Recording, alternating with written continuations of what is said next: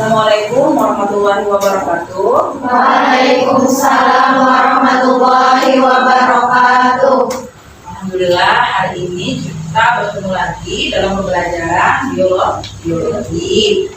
Nah, sebelum kita memulai pembelajaran hari ini, alangkah baiknya ketua kelas untuk memimpin berdoa kawan-kawannya. Ya, silakan ketua kelas. Bismillahirrahmanirrahim. Raditu billahi rabba wa bil islami dina wa bi Muhammadin nabiyya wa rasula. Rabbi sholli sadri wa yassirli amri wahlul 'uqdatam min lisani yafqahu qawli. Allahumma zidni ilman nafi'an warzuqni fahman shadiqan. Amin. Ya, terima kasih kepada ketua kelas. Bagaimana kabarnya hari ini? Baik. Sehat semuanya ya? Alhamdulillah. Sudah kenyang tadi makannya? Sudah. Ya, jadi ini sebelum kita memasuki materi, Ibu mau absen dulu lah. Aida Sarmila, Dea Nisrina,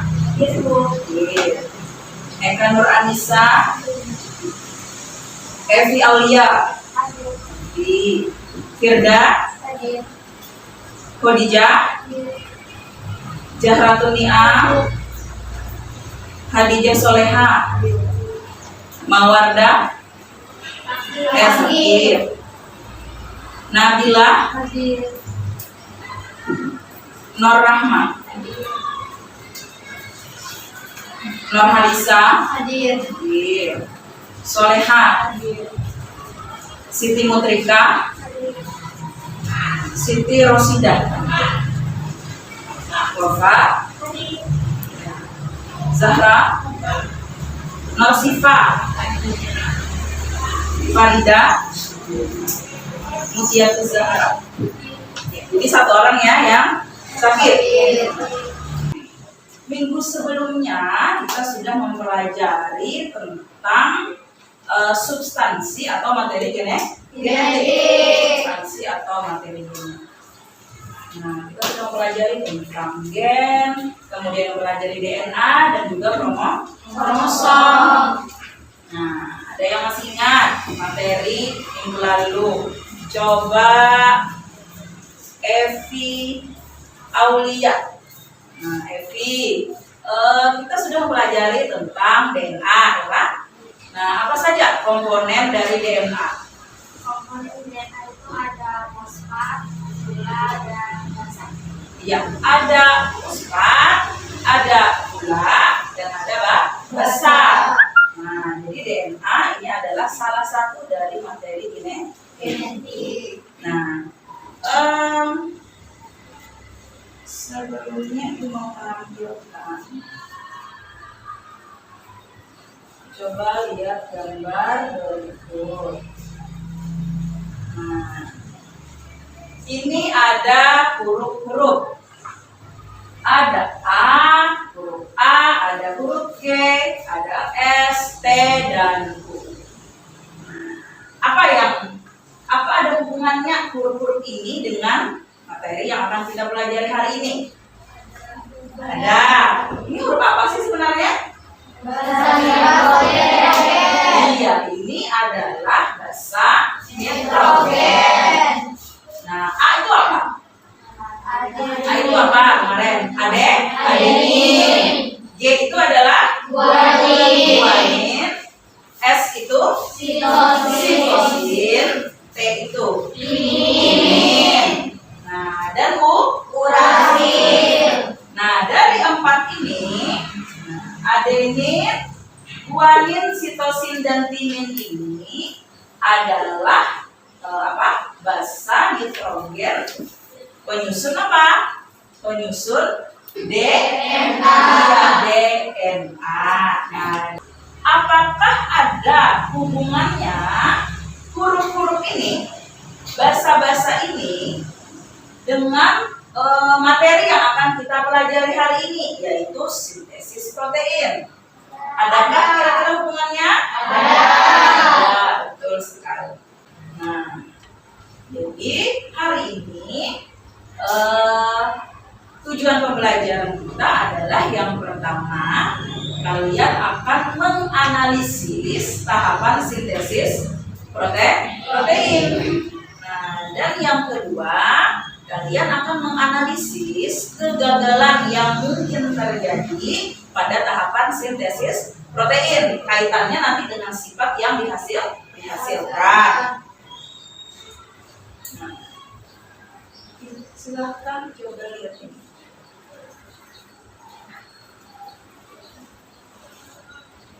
Nah, ini adalah rantai RNA. Sebelumnya sudah kalian pelajari, tapi itu ingin menyinggung sedikit ke sini karena ini berkaitan nantinya dengan tahapan ini. Jadi RNA itu adalah ribonukleat asid. Ini asam ribonukleat. RNA merupakan rantai tunggal. Rantai tunggal. Kalau DNA kemarin itu rantai sepasang atau rantai ganda. Nah, ini rantai tunggal. Nah, RNA merupakan rantai tunggal yang rantainya lebih pendek dibanding DNA. Nah, rantai RNA ini terdiri atas fosfat, gula ribosa, dan basa nitrogen. Kode genetik. Nah, apa itu kode genetik? Nah, kode genetik itu terdiri dari rangkaian 3 basa nitrogen pada nukleotida. Jadi biasanya dia dibaca per 3 huruf, per 3 basa. Masih ingat kan? Minggu sebelumnya sudah pernah dibahas. Misalnya A, U, G. Nah, ini artinya 3 basa. Nah, rangkaian 3 basa nitrogen agar dapat mengkode semua macam asam amino. Kemudian rangkaian basa nitrogen pada nukleotida itu bertugas mentranskripsi kode-kode yang disebut nanti dengan kode. Nah, sampai saat ini dikenal 20 macam jenis asam amino. Nah, ini adalah tabel kode asam amino yang nantinya kode-kodenya ini, nah ini kode-kodenya ini dengan namanya triplet 3 basa. Nah, yang mana ini nanti ini adalah kode-kode dari basa yang dibawa oleh mRNA, yang dibawa oleh RNA messenger, dicocokkan. Nah, apa misalnya nanti yang akan dibawa? Nah, jadi ini ada asam aminonya. Asam amino pembentuk protein. Nah, cara membacanya seperti apa? Nah, cara membacanya itu dilihat dulu huruf yang pertama. Nah, misalnya kayak ini tadi. Ada A, U, G. Berarti A-nya itu di sini dilihat. Nah, lihat A. Berarti kalian mencari asam aminonya, cari yang di wilayah A saja. Berarti yang ini. Nah, kemudian cari huruf yang kedua adalah U. Nah, huruf yang kedua U, mana U? Nah, ini. Berarti berada di wilayah ini. Kemudian A, U, G. Berarti yang mana? Nah, ini adalah metionin.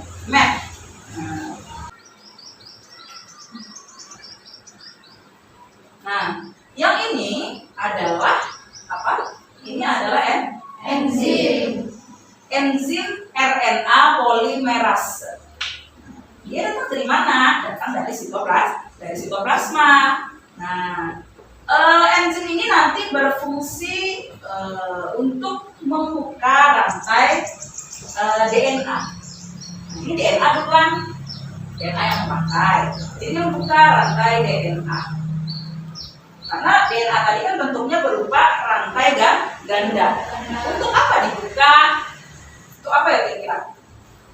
DNA ini dibuka nanti untuk salah satu pitanya itu dicetak. Iya, supaya dicetak. It moves along the DNA, making a stranded messenger RNA into three nucleus. Nah, siapa yang datang ini? Nah, ini apa? Yang datang ini adalah mRNA. Ini adalah cetakan dari DNA. Nah, ini cetakan dari DNA. Jadi misalnya coba kalian perhatikan di sini. Nah, ini ada rantai DNA, yang mana DNA itu kan kemarin sebelumnya sudah dijelaskan dia terdiri dari fosfat, ya kan, gula dan basa. Nah, ini adalah basa. Ini kan basa. Di sininya, nah itu nanti ada fosfat dan gula. Nah, mRNA mulai terbentuk. Nah, jadi mRNA tadi di sini berikatan dengan ribosom ini tadi. Nah, mRNA masuk ke dalam ribosom. Jadi ibaratnya kalau misalnya di kehidupan sehari-hari itu misalnya kalian itu pergi ke kafe atau ke rumah makan.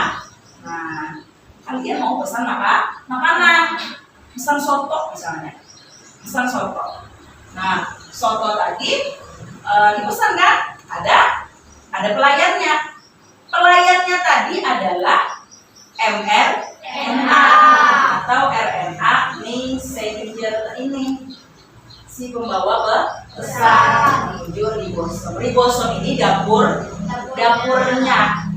Nah, dapurnya yang mengolah tadi misalnya soto. Kalau disintesis protein dia mau mengolah apa? Macam-macam nanti. Ada mengolah nanti untuk protein pembentuk misalnya enzim, membentuk enzim hialin misalnya.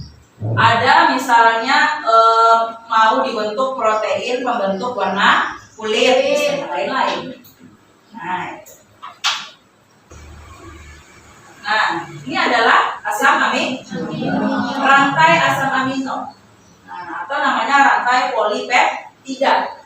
Ini terbentuk. Once the last amino acid has been added, the chain forms into a complex 3D form of the protein. Nah, jadi kapan dia berhenti? Ada namanya start codon yang Ibu singgung sebelumnya. Ada start codon kan tadi ada namanya AUG, ada metionin. Bila ketemu ini, maka tadi dia akan membentuk asam amino. Nah, membentuk sampai nanti ada urutan basa lagi yang sebagai stop codon, yang ibaratnya memberi kode berhenti nih.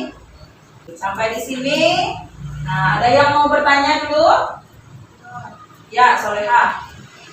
Bisa proses sintesis protein tadi mengalami kegagalan dalam tubuh. Nah, bisakah proses yang tadi mengalami kegagalan? Ada yang bisa menjawab? Bisa kira-kira? Bisa. Jadi segala proses di tubuh manusia itu ada kemungkinan mengalami proses kegagalan. Nah, ini nanti yang akan kita pelajari selanjutnya kan. Jadi simpan dulu rasa penasarannya. Nah, kita lanjutkan ini dulu. Nah, sekarang coba lihat fenomena seperti ini. Apa yang teramati dari gambar ini kira-kira? Lesu. Nah, lesu. Kemudian di gambar apa di sini? Gambar ini adalah gambar komponen darah, yaitu hemoglobin. Nah, ini terlihat lesu. Ini ada darah. Apa hubungannya? Kira-kira? Kurang darah kan kira-kira? Nah, iya, ini seperti anemia. Jadi ciri-cirinya kayak lesu, ngantuk, kekurangan energi. Nah, kaitannya apa dengan ini? Nah, sekarang untuk mempelajari tentang ini, Ibu akan kalian akan mengerjakan tugas secara per kelompok untuk menganalisis kelainan yang terjadi pada fenomena berikut. Nah, Ibu bagi dulu kelompoknya ya. Kelompoknya. Kelompok 1 Aiga, Farida, Rosidah, Khadijah, dan Zahra. Kelompok 2 Dea, Eka, Wafa, Mutia, Norhalisa. Kelompok 3 Evi, Solehah, Nabilah, Jahratun Ni'am, Firda. Dan kelompok 4 Hadijah, Mawardah, Norrahmah, Mutrikah, dan Norsita. Nah, silakan duduk berkelompok. Nah, jadi digabung mejanya aja. Sini Eka. Eka sini ya. Meja aku pakai.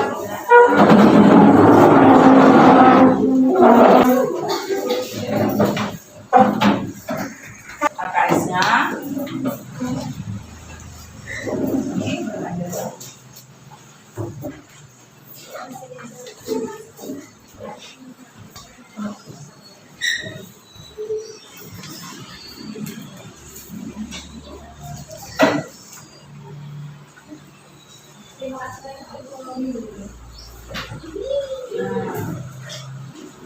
Nah, coba lihat LKPD-nya.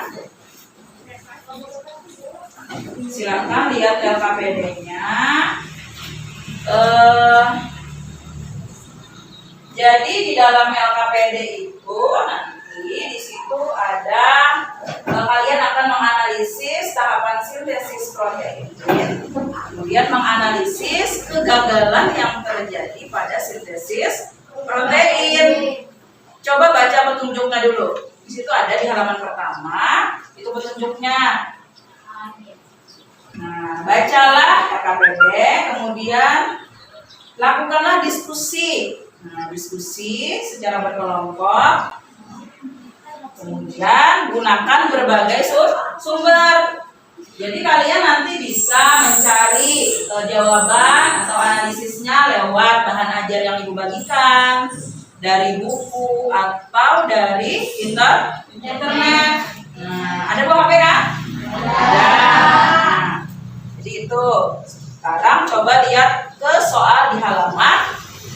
Sebelum ke soal, lihat orientasinya. Nah, itu yang Ibu gambarkan tadi. Yang ada di gambar tadi, ada gambar anak yang lesu, nah, dengan gambar hemoglobin yang bentuknya berlainan. Nah, coba di situ. Coba baca kalimat yang ada di bawahnya. Nah, kemudian coba isi. Nah, halaman 3 lihat soalnya. Halaman 3 itu nanti yang akan kalian diskusikan. Nah, di situ apa saja soalnya? Yang pertama, pada sintesis protein, apakah susunan triplet basa nitrogen yang berbeda akan membentuk jenis asam amino yang berbeda? Nah, triplet itu artinya adalah yang 3 tadi, yang 3 basa yang dijelaskan sebelumnya. Apakah setiap itu akan membentuk asam amino yang berbeda? Bila iya, kenapa? Bila misalnya iya membentuk yang berbeda, kenapa? Bila misalnya sama, kenapa? Nah, itu jelaskan. Kemudian lihat yang kedua. Itu gambar tuh maksudnya gambar yang itulah, gambar yang ini. Nah ya, gambar. Kemudian lihat di kolom di yang Ibu cetak tebal. Yang Ibu cetak tebal ada di situ asam amino hemoglobin. Asam apa? Asam amino pembentuk hemoglobin. Ada yang A, ada yang S. Nah, itu sama-sama tuh. Tapi ada perbedaan, ya kan? Coba lihat di perbedaannya, di mana perbedaannya. Nah, ada apa? Ada di situ perbedaannya. Coba kalian analisis. Nah, silakan coba kerjakan secara berkelompok. Ya, ternyata ada situ kan terjawabnya nanti. Tidak sama sih.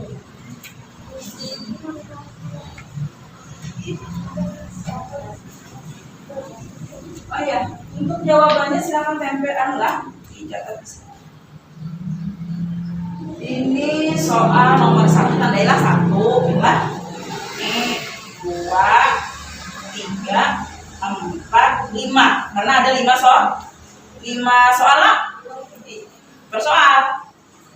Jadi kan ada yang mencatat di sini, bisa ada yang mencatat di sini. Ya. Dan ini catat di sini jawabannya. Tandai 1. Yang ini Jadi, nah itu isi. Jadi salah satu ada yang isi di situ, salah satu ada yang menulis di sini. Nah, ini ada 5 soal loh. Ada 5.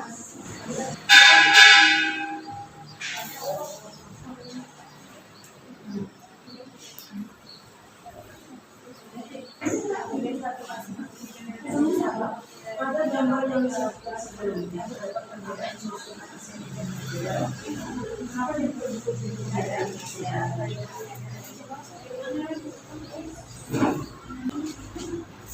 Nah, ini maksudnya. Nah, ini coba lihat ya. Adakah perbedaan padahal sama-sama membentuk hemoglobin? Nah, adakah perbedaannya? Nah, itu kenapa? Nah, kenapa itu bisa kalian cari? Bisa di sini ada.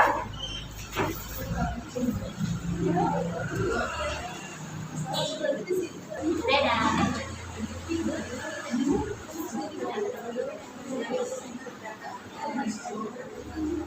Ini yang kita.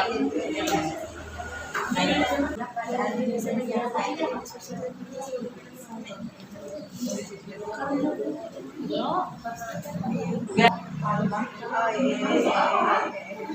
Langsung jawaban aja kalau yang di warna hijau.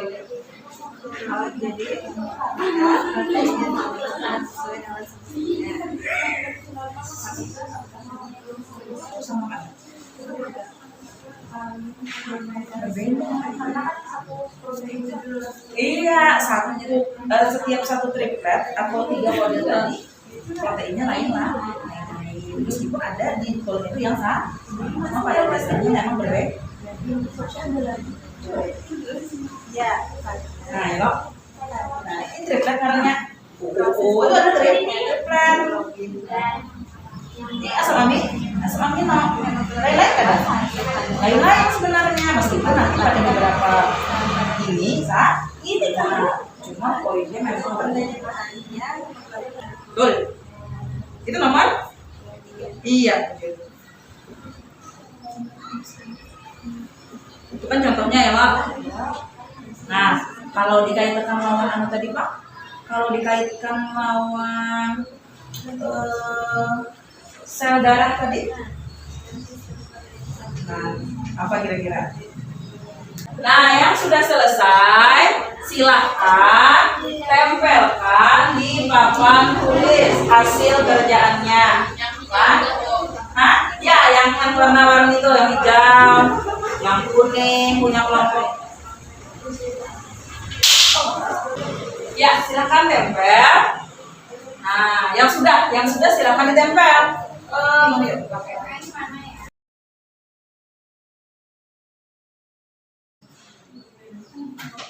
Nah, coba baca nomor 1. Coba baca nomor 1. Pada sintesis protein. 1. Pada sintesis protein, apakah susunan triplet basa nitrogen yang berbeda akan membentuk jenis asam amino yang berbeda? Jelaskan. Iya. Pada sintesis protein, susunan triplet basa nitrogen untai DNA yang berbeda akan membentuk jenis asam amino yang berbeda.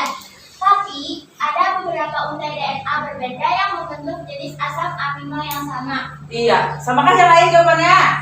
Iya, jadi setiap triplet basa nitrogen itu akan menghasilkan asam amino yang berbeda. Baca. 2. Pada gambar yang disajikan sebelumnya, terdapat perbedaan susunan asam amino pada hemoglobin ilmiah. Mengapa terjadi perbedaan asam amino pada hemoglobin orang normal dengan prioritas ilmiah? Apakah perbedaan tersebut berkaitan dengan sintesis protein? Jawabannya iya. Pengaruh pada proses pembentukan hemoglobin seharusnya mengandung asam glutamat, tetapi karena terjadi kesalahan dalam penerjemahan hemoglobin mengandung valin atau lisin, hal ini menyebabkan hemoglobin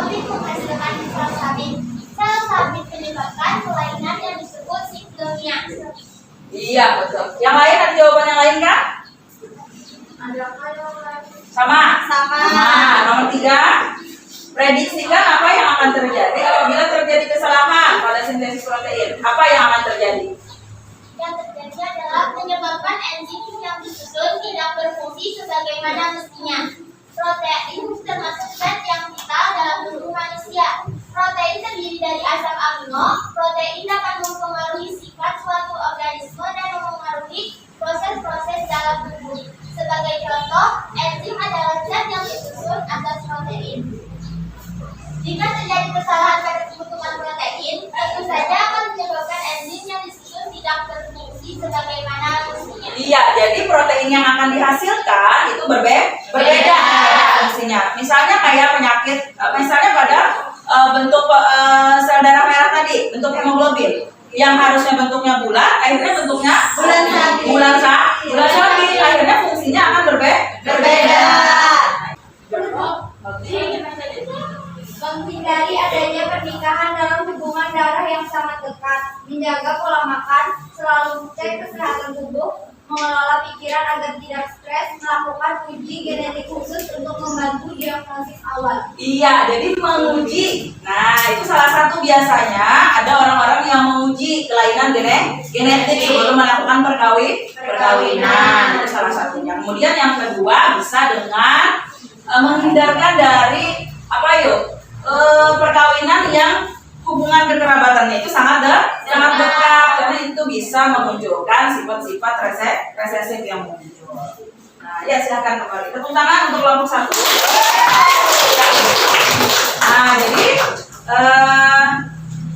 coba ada yang bisa menyimpulkan apa pembelajaran hari ini? Siapa yang bisa menyimpulkan? Siapa? Ya, baca.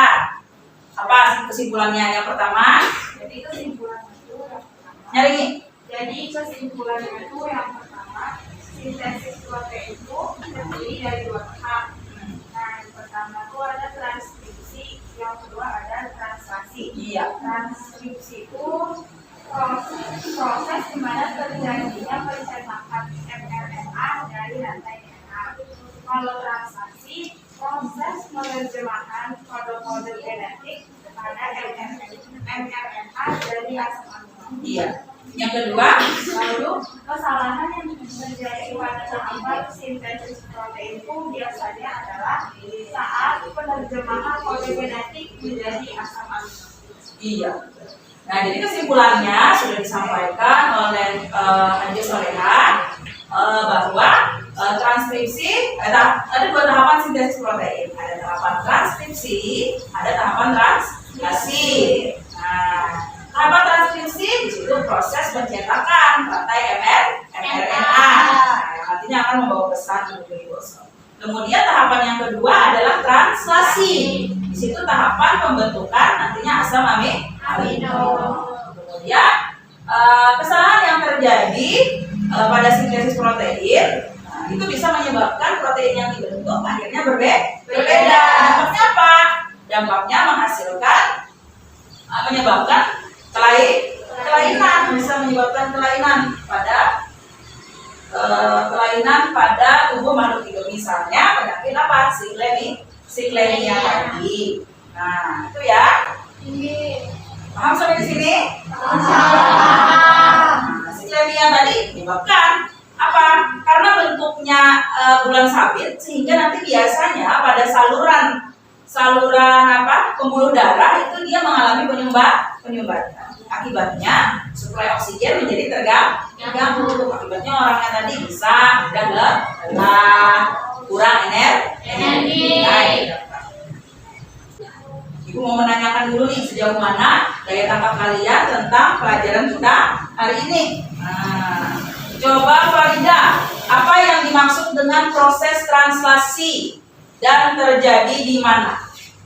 Proses translasi adalah karena penerjemahan kode genetik oleh mRNA menjadi asam amino yang mengandung protein atau polipeptida. Translasi terjadi di ribosom. Iya betul, terjadi di ribosom. Nah, sekarang coba kalian kerjakan Nanti latihan sebanyak 5 soal lah.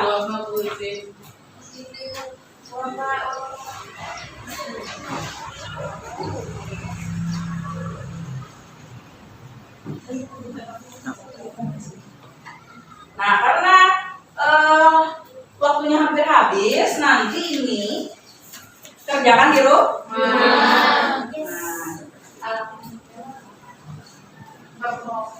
Per orang. Soalnya 5 soal saja. Ya. Kira sampai di sini dulu. Berelaan. Assalamualaikum warahmatullahi wabarakatuh.